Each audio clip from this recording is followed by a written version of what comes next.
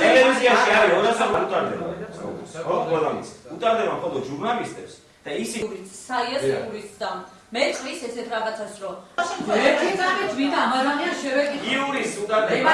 ფასი სახელი გვარი. მაგია ზუსტად მაგი მე როგორც ვიცი ტელევიზიაში გამოცხადებული კონკურსი არის ჟურნალისტებზე, შტატგარეშე მოსამსახურეებზე და საჯარო სამსახურის შესახებ კანონის მიხედვით შტატგარეშე მოსამსახურეებს შეიძლება არ უნდა ჩაუტარდეთ კონკურსი ჩემი აზრით, რადგანაც ეს არის ის თანამდებობა ზოგადად უხეშად რო ვთქვა, ეს არის ის ესე ვთქვათ პერსონა, ანუ ადამიანი, რომელსაც სამსახურში მიიღება მხოლოდ განსაზღვრული ვადით და განსაზღვრული ვადით მიღებულ თანამშრომელს, რა თქმა უნდა, კონკურსი არ უნდა უტარდებოდეს.